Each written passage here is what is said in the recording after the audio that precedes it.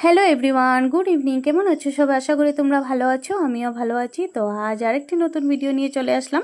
তোমাদেরকে বলেছিলাম যে সেদিন কালী পুজোতে কোথাও কোথাও ঘুরতে যাবো, ওটা তোমাদের সাথে শেয়ার করব। আর এতটা ব্যস্ত ছিলাম তার জন্য আর শেয়ার করা হলো না, তাই ভাবলাম আজকে শেয়ার করি। আর আমরা টোটো দিয়ে ঘুরতে গিয়েছি, আমি, মাসি, বোন, ভাই, আমার ছেলে।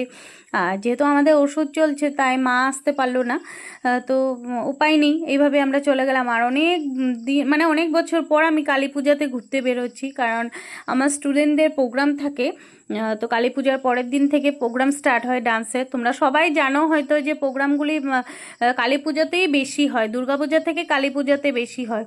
তো এই বছর যেহেতু জুবিনদার এত বড় একটা ঘটনা হওয়ার জন্য এবছর কোনো জায়গায় প্রোগ্রামের কোনো পারমিশন দিচ্ছে না, তাই জন্য এই বছর একটু বেরোতে পারলাম।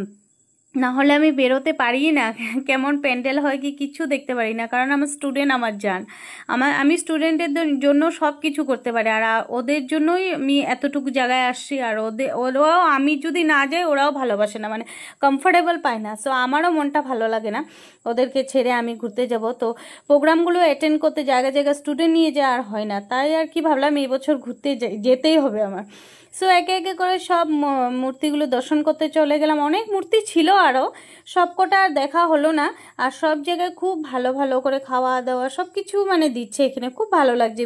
বিহেভিয়ার তো বলার মতো না। জায়গায় জায়গায় পোলাও, তো আলুর দম, ফ্রাইড রাইস এরকমই খাওয়া আছে, খিচুড়ি, সব জায়গায় মানে কোনো জায়গায় না বলতে পারবো না। সবাই সুন্দর করে মানে সেগুলো সবার সাথে অতিথি আপ্যায়ন যেমন করে ওমন করেছে, মানে কমিটির মানুষগুলো খুব সুন্দর করেছে। আর এই প্যান্ডেলটা আমার বেস্ট লেগেছে, যে জুবিনদা নিজে একজন অর্কেস্ট্রার গান গেতো যেত, আর খুব স্টেজ বানিয়ে খুব সুন্দর করেছে ওটা, মানে বেস্ট লাগছে। তারপর চলে গেলাম ভূতের, মানে ভূতের থিম দিয়ে বানিয়েছে, খুব সুন্দর বানিয়েছে নো ডাউট, বাট আমি এতটা ভয় পেয়েছিলাম আর আমার ভিতরে ঢোকার মতো মানে শক্তি ছিল না। এই বাইরেটা একটু তোমাদের সাথে শেয়ার করলাম, ভিতরে একটু ঢুকতে গিয়েছিলাম, ভূতে এইভাবে আমাকে দৌড়ানি দিল যে আমি দৌড় মেরে চলে আসছি, কান্না টান্না করে। আমার ভীষণ ভয় করে এসব জিনিস।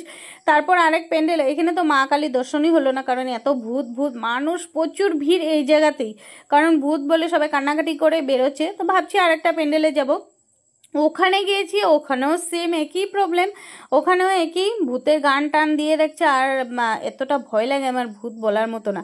আর আমার ছেলে ভয় টয় করে না, আর আজকালকার বাচ্চা তো ওরা সব বস্তু বুঝে যে এটা ফেক। আমরাও জানি যে এটা এগুলো তো সব মানুষই করতেছে বা পুতুল দিয়ে করা, বাট ভয় তো ভয়ই না। আর এই মা কালীটা এতটা সুন্দর ছিল মানে বলার মতো না, আমি যে তাকিয়েছিলাম মানে এত সুন্দর ছিল।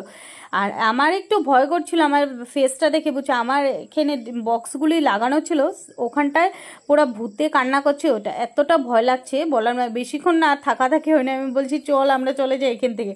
তারপর এই প্যান্ডেলটাও কিছু একটা থিম দিয়ে বানিয়েছে, যেহেতু বাক্সা কারাগারে ওদের দুজনকে রাখা হয়েছে, তো ভালো করেছে।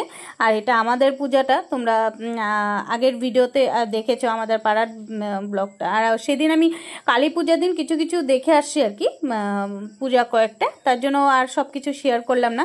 তো আজকের ভিডিওটা এতটুকুই থাকো, আবার নেক্সট ব্লগে দেখা হচ্ছে। তো আশা করি তোমরা আমাকে এইভাবেই সাপোর্ট করবে আর আমার ব্লগগুলো কিন্তু দেখবে তোমরা। Bye bye.